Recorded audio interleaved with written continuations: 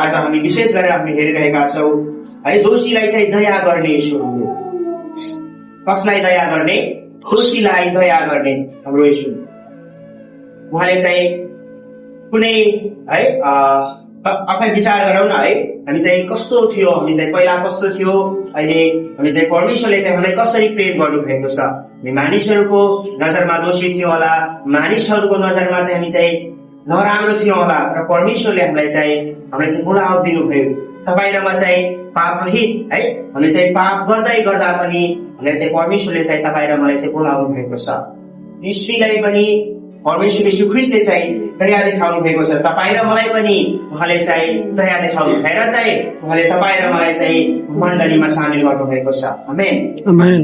त्यसैले चाहिँ हामी हेर्छौँ भनेपछि है, ती मानिसहरू त्यो स्त्री त्यो शास्त्रीहरू अनि चाहिँ त्यो फरिसीहरूले चाहिँ स्त्रीलाई चाहिँ मार्नुपर्छ अनि चाहिँ तिमीलाई चाहिँ दण्ड दिनुपर्छ भनेर चाहिँ स्त्रीलाई चाहिँ ल्याएका थिए चाहिँ त्यो मानिसको है। तपाईँ र म पनि चाहिँ मानिस भएको कारण चाहिँ हामी चाहिँ अरूको दोषलाई चाहिँ छिट्टै हामी चाहिँ देख्दछौँ। मानिस भएको कारणले चाहिँ तपाईँ र म मानिस भएको कारणले चाहिँ हामी चाहिँ अरूको दोषलाई चाहिँ छिट्टै देख्दछौँ है। त्यो मानिसले चाहिँ के गरेको छ कि गरिरहेको छ भनेर चाहिँ हामी चाहिँ देख्दछौँ। चाहिँ त्यतिखेर मानिसहरू त्यो स्त्री ती अगुवाहरूले चाहिँ स्त्रीको पापलाई चाहिँ देखेका छन्, र आफूलाई पनि म चाहिँ पापी छु भनेर चाहिँ उसले चाहिँ देखेका छैनन्।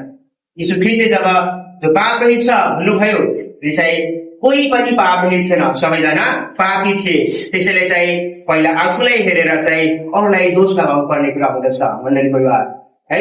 हामी चाहिँ हाम्रो मण्डली चाहिँ कस्तो हुनुपर्दछ भनेपछि चाहिँ म उत्साह दिन चाहन्छु।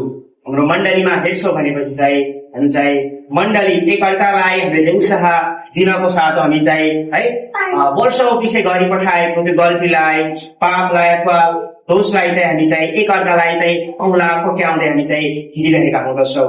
र परमेश्वरले चाहिँ हामीलाई चाहिँ क्षमा गर्नु हुँदछ है, क्षमा गर्नु हुँदछ। हामी चाहिँ क्षमाको योग्यता हुँदछौँ जब हामी चाहिँ यीशु ख्रीष्टसँग हामी क्षमा माग्दछौँ भनेपछि चाहिँ त्यो वर्षौं पछिको गरेको पाप पनि, हिजो गरेको पाप पनि, आउने पाप पनि हरेक कुरा क्षमा हुँदछ, हरेक कुरा क्षमा हुँदछ। र मानिसको नजरमा हामी चाहिँ मानिसमा हामी हेर्दछौँ भनेपछि चाहिँ हामी चाहिँ त्यो फलानु त्यो भाइको छोराले चाहिँ है पहिला यस्तो थियो, आज भोलि पनि त्यस्तै होला भनेर चाहिँ त्यस्तो प्रकारको हामी चाहिँ दोष लगाएर हिँड्दछौँ। र परमेश्वरले चाहिँ उसको जीवनमा चाहिँ काम गरिसक्नु हुँदछ, उसलाई चाहिँ क्षमा गरिसक्नु हुँदछ।